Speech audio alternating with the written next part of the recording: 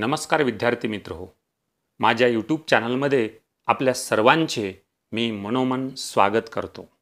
यापूर्वीच्या व्हिडिओमध्ये आपण पहिल्या प्रकरणातील प्राचीन आणि मध्ययुगीन कालखंडातील धार्मिक श्रद्धा प्रणाली आणि त्याचबरोबर भारतीय स्त्रियांचे सामाजिक स्थान या दोन सूत्ररूप घटकांचा अभ्यास केला। मित्र हो, भारताचे थोर समाजसुधारक महात्मा ज्योतिराव फुले यांनी शेतकऱ्यांचा आसूड या आपल्या ग्रंथामध्ये विद्येविना मती गेली, मतीविना नीती गेली, नीतीविना गती गेली, गतीविना वित्त गेले, वित्तविना शूद्र खचले, इतके अनर्थ एका अविद्येने केले, हे प्रसिद्ध विचार मांडून शिक्षणाचे महत्त्व भारतीय समाजाला जाणून देण्याचे महत्त्वपूर्ण कार्य केले। कारण शिक्षण हे समाज परिवर्तनाचे प्रभावी माध्यम आहे।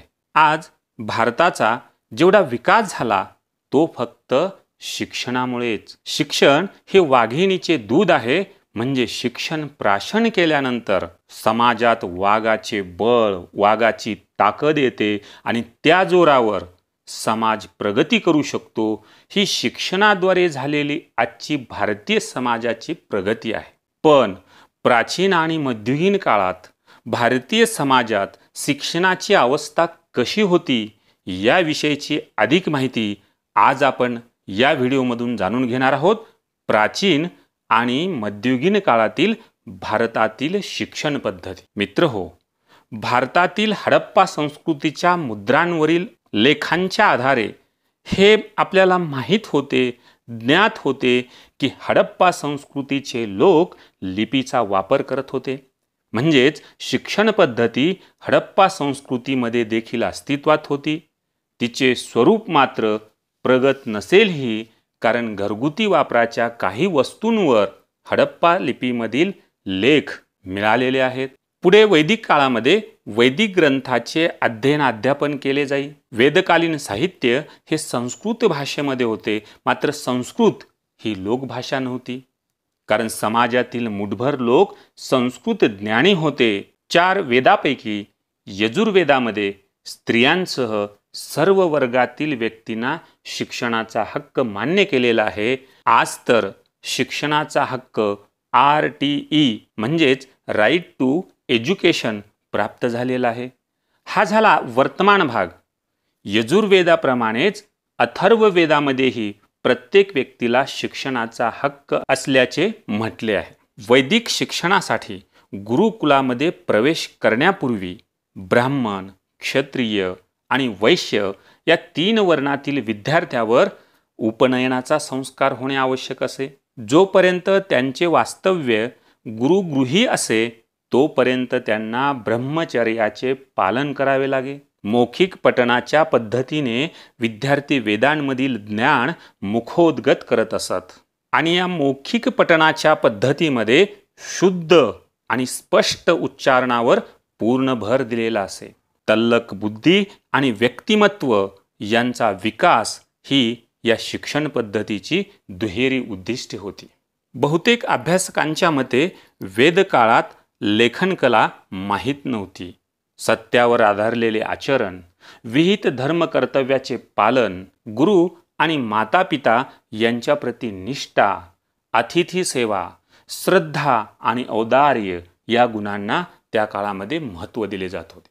तत्कालीन समाज व्यवस्थेमध्ये जे 4 वर्ण निर्माण झालेले होते त्यामध्ये क्षत्रिय हे प्रशासन आणि युद्धनीतीचे शिक्षण घेत, वैश्य उद्योग व्यवसाय उपयोगी शिक्षण घेत असत, शूद्र शेती आणि पशुपालनाचे शिक्षण घेत, तर ब्राह्मण बहुधा 4ही वेदांवर प्रभुत्व मिळेपर्यंत गुरुग्रहीच राहत असत। वेद काळामध्ये ज्ञान निर्मिती, ज्ञान संवर्धन आणि पुढील पिढ्याकडे त्या ज्ञानाचे हस्तांतरण करण्याचे काम ऋषी, मुनी आणि दृष्ट्या व्यक्तींनी केले। ब्रह्मतत्वांचे ज्ञान प्राप्त झालेले म्हणून त्यांना ब्राह्मण म्हणण्यात येऊ लागले। लक्षात घ्या, या सृष्टीमध्ये प्रत्येक जो उदयाला येतो, जो निर्माण होतो, त्याला काहीतरी पार्श्वभूमी असते। तशा प्रकारची ही पार्श्वभूमी आहे। वैदिक कालखंडामध्ये आपण यापूर्वी 2 भाग अभ्यासलेले आहे, पूर्व वैदिक कालखंड आणि उत्तर वैदिक कालखंड. उत्तर वैदिक काळामध्ये स्त्रियांनी वेदाचे शिक्षण घेण्यावर बंधने घालण्यात आली. यज्ञ संस्थेला अत्यंत महत्त्व प्राप्त झाल्यामुळे या संबंधीचे जे साहित्य आहे, लेखन आहे, या उत्तर वैदिक काळात मोठ्या प्रमाणावर निर्माण झालेले आहे. म्हणजेच यज्ञ संस्था हा या काळातील वैदिक शिक्षणाचा केंद्रबिंदू होता.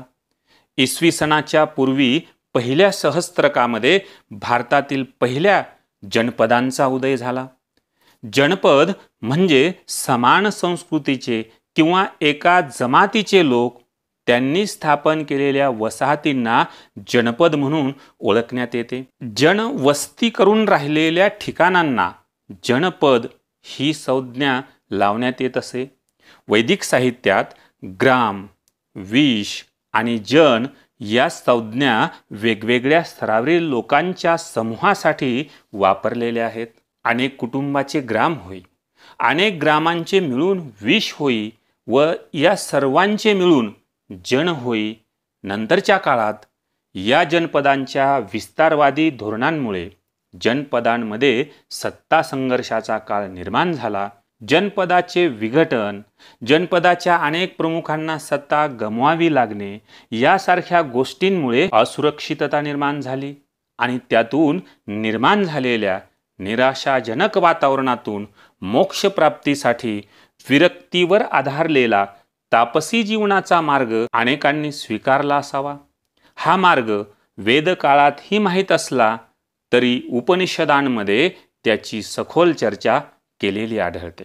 इथे हेही नमूद करायला हवे की उपनिषदांच्या काळापर्यंत म्हणजेच इसवी सन पूर्व सुमारे 6व्या शतकात तपस्वी व्यक्तींनी केलेल्या उपदेशातून तसेच उपनिषदावरील चर्चा आणि खंडनमंडनाच्या द्वारे या तापसी मार्गाचा प्रसार झाला होता. या सर्व परिस्थितीच्या आधारे तात्विक शक्यतांचा विचार सुरू झाला आणि भारताच्या पूर्वेकडील प्रदेशांमधून यज्ञयागापेक्षा मानवी कल्याणावर भर देणाऱ्या आणि ईश्वराच्या अस्तित्वाचा विचार करणाऱ्या तत्वज्ञानाच्या प्रणाली उदयाला आल्या. श्रमण आणि परिव्राजक यासारखे आध्यात्मिक नेतृत्व करणारे पंथ या काळामध्ये अस्तित्वात आले. या नव्या पंथांनी वेदप्रामाण्य आणि वैदिक पुरोहितांचे वर्चस्व अमान्य केले. आत्म्याचे चिरंतन अस्तित्व आणि पुनर्जन्म तसेच कर्मसिद्धांत त्यांना मान्य होता. मात्र यज्ञविधींचा अविभाज्य भाग असलेली पशुबळीची दुष्ट प्रथा यांना अमान्य होती. अहिंसा किंवा प्राणीमात्रांना इजा न करणे या गोष्टीला त्यांनी प्राधान्य दिले.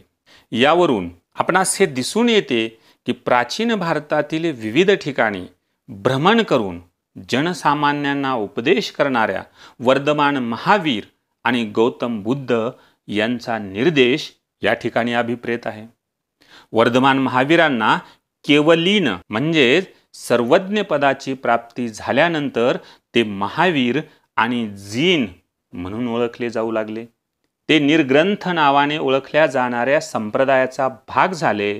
कालांतराने याच निर्ग्रंथ संप्रदायाला जैन या नावाने संबोधण्यात येऊ लागले.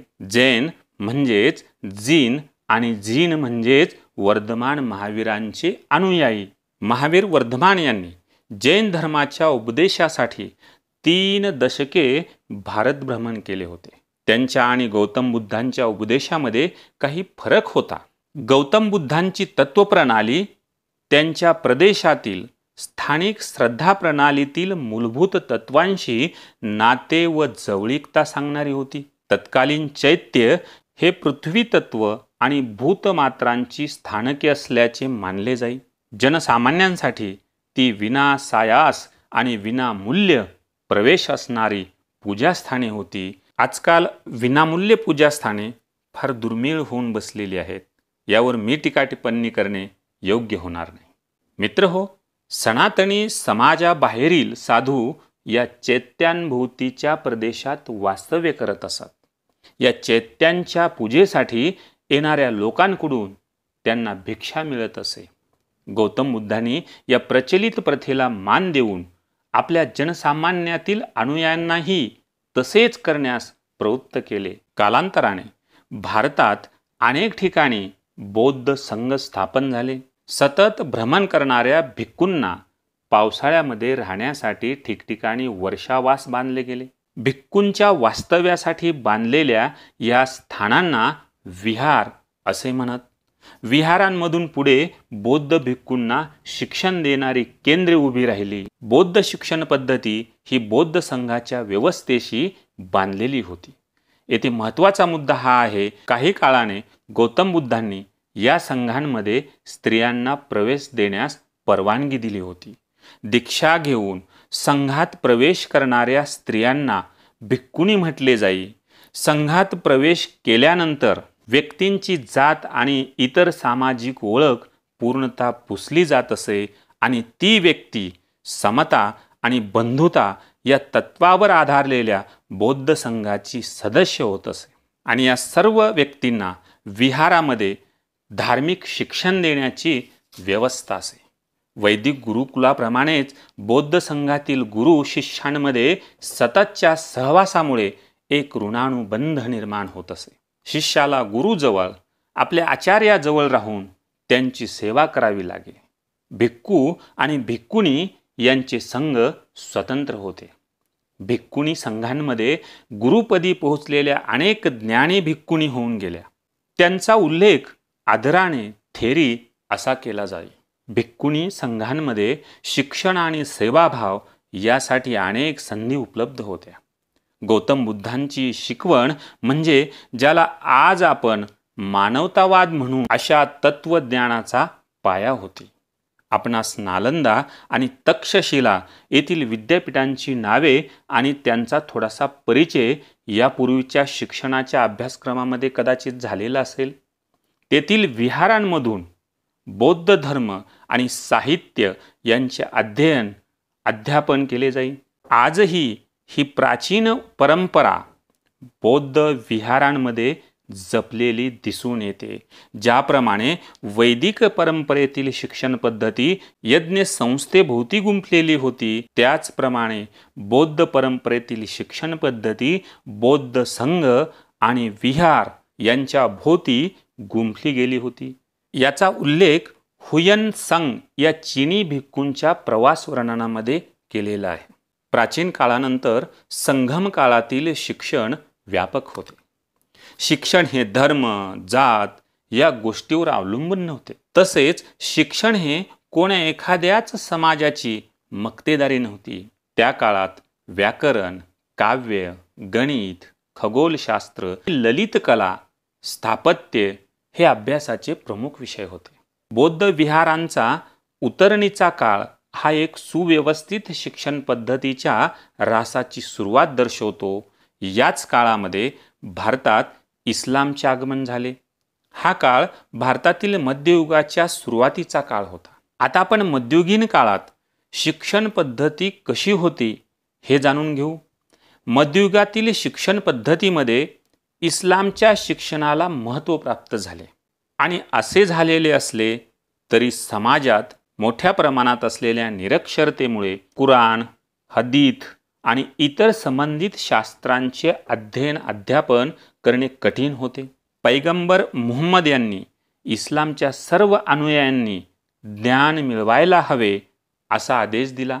परंतु त्यासाठी भारतातील पूर्वीच्या शिक्षण पद्धतीमधील कडक शिस्त किंवा सर्वंग परित्याग या गोष्टी त्यांनी मानलेल्या नव्हत्या. इस्लामिक शिक्षण पद्धतीमध्ये इस्लाम धर्मावर श्रद्धा असणाऱ्या सर्व वर्गातील व्यक्तींना प्रवेश दिला जात होता. मध्ययुगीन कालखंडामध्ये इस्लामिक शिक्षणाशी निगडीत असलेल्या 3 मूलभूत संस्था होत्या. मुक्ताब, मदरसा आणि खानक्वा या 3 भारतातील मध्ययुगीन इस्लामिक शिक्षणाशी निगडीत असलेल्या मूलभूत संस्था होत्या. मुक्ताब म्हणजे मशिदीशी संलग्न असणारी प्राथमिक शिक्षण देणारी संस्था. मदरसा म्हणजे मशिदीशी संलग्न असणारी उच्च शिक्षण देणारी संस्था. तर खानक्वा म्हणजे अल्लाहविषयीच्या परमोच्च तत्वांचे शिक्षण देणारी सुफी केंद्रे होती. भक्ती चळवळीतून निर्माण झालेल्या सुफी पंथाचे हे शिक्षणाचे केंद्र होते. मुक्ताबमध्ये वयाच्या 4थ्या वर्षी प्रवेश दिला जाई. त्यासाठी एक धार्मिक विधी करावा लागे. या प्राथमिक शिक्षणात वाचन, पठन, लेखन, अंकगणित या विषयांच्या अध्ययनावर भर दिला जाई. लिपी आणि लेखन यांच्या अध्ययनासाठी अनेक तास खर्ची करावे लागत होते. वयाच्या साधारणतः 7व्या वर्षी कुराणच्या अध्ययनास विद्यार्थी सुरुवात करत असे. तर मदरसामध्ये कुराण आणि त्यांचे स्पष्टीकरण करणारे ग्रंथ वाचन आणि त्यांचा सखोल अर्थ समजून घेणे यावर भर दिला जात असे. त्याशिवाय शेती, ज्योतिष, हिशोब, खगोलशास्त्र, इतिहास, भूगोल, इस्लाममधील कायदे कानून, गणित आणि न्यायव्यवस्था तसेच प्रशासन यासारखे व्यावहारिक विषय देखील त्या काळी शिकवले जात होते. अरेबिक आणि पर्शियन भाषांसह सर्वच भाषा या काळामध्ये शिकविल्या जात असत. अकबर बादशहाचे प्रसिद्ध वजीर अबुल फजल यांनी नमूद केल्याप्रमाणे अकबर बादशहाने मदरशांमध्ये हिंदू विद्यार्थ्यांसाठी संस्कृत भाषा आणि उपनिषदांसारखे ग्रंथ यांच्या अध्ययनाची सोय केली होती. यावरून आपल्याला लक्षात येईल की अकबर बादशहाच्या काळामध्ये विद्यार्थ्यांच्या राजकीय, सामाजिक आणि आर्थिक गरजानुसार शिक्षण देण्याची व्यवस्था होती. विद्यार्थी त्यांच्या आवडीनुसार आणि आयुष्यातील ध्येयानुसार विषयांची निवड करू शकत होता. मदरशातील शिक्षण संपल्यानंतर खाजगी शिक्षकांच्या हाताखाली शिक्षण सुरू ठेवता येत असे. उदाहरणार्थ अब्दुल कादीर, अबुल फजल, फैजी यासारख्यांनी खाजगी शिक्षकाकडे शिक्षण सुरू ठेवले होते. मदरशांमध्ये शिक्षक आणि विद्यार्थी यांची राहण्याची सोय केलेली असे आणि त्यासाठी लागणारे आर्थिक बळ राज्यसत्ता आणि मुस्लिम अमीर उमरावांकडून मिळत असे. या दृष्टीने मदरशाची तुलना बौद्ध विहार आणि दक्षिण भारतातील इसवी सन 7व्या शतकातील मंदिरातील विद्याकेंद्रे यांच्याशी करता येईल. तर खानक्वा या नावाने उल्लेख केल्या जाणाऱ्या संस्थाची तुलना मध्ययुगीन युरोपातील ख्रिश्चन मठांशी, ज्याला आपण मॉन्टेसरी म्हणतो, यांच्याशी करता येईल. खानक्वा लोकांमध्ये पूजनीय समजल्या जाणाऱ्या सुफी संताच्या दर्ग्याशी निगडीत असत. अशा प्रकारे 3 संस्था इस्लामिक शिक्षण पद्धतीची केंद्र होत्या. मित्रहो, शिक्षण पद्धतीतीलच एक भाग असलेली व्यवस्था म्हणजे कलाक्षेत्र होय. कला ही शिक्षणातीलच एक महत्त्वाचा भाग असते. गुप्त साम्राज्याचा कालखंड हे भारतीय इतिहासातील सुवर्णयुग होते असे समजले जाते. त्याचे कारण म्हणजे त्या काळात संगीत, चित्रकला यासारख्या कला आणि इतर शास्त्रांमध्ये झालेली भरीव कामगिरी, विविध उद्योग व्यवसायांमधील कौशल्य शिकाऊ उमेदवार प्रत्यक्ष काम करता करता आत्मसात करत असत. कला आणि उद्योग व्यवसायाची भरभराट धनिक दानशूरांच्या उदार आश्रयामुळे झाली, हेही तेवढेच महत्त्वाचे. मध्ययुगीन भारतात मुस्लिम राज्यकर्त्यांच्या आश्रयाखाली विविध कलांवर त्यांची अभिरुची, कल्पना आणि निवड यांचा प्रभाव पडला.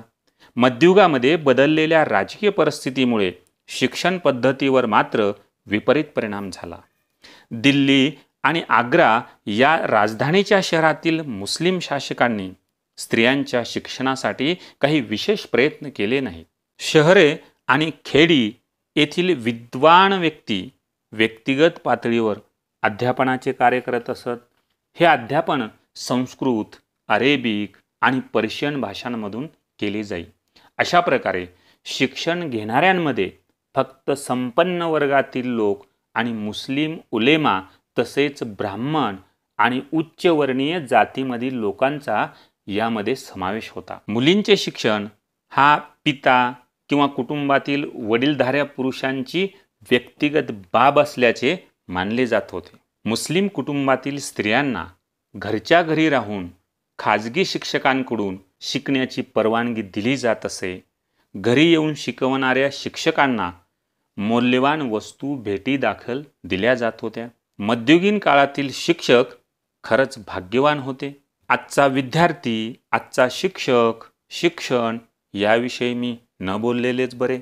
मध्ययुगीन कालखंडामध्ये एकंदरीतच शिक्षण व्यवस्थेमध्ये वरच्या स्तरातील लोकांची संख्या ही अल्प होती आणि एकंदरीतच मुलींच्या शिक्षणाची एकूण स्थिती अत्यंत दयनीय होती असे म्हटल्यास वावगे ठरणार नाही. मित्रहो, प्राचीन आणि मध्ययुगीन काळातील हिंदू, जैन, बौद्ध, संगमकाळ, इस्लाम परंपरेतील शिक्षण पद्धती, कला याविषयी आपण आजच्या व्हिडिओमधून जाणून घेण्याचा प्रयत्न केला. पुढील व्हिडिओमध्ये प्राचीन व मध्ययुगीन काळातील समाज जीवन कसे होते हे जाणून घेणार आहोत. तेव्हा पुन्हा भेटू. तोपर्यंत धन्यवाद.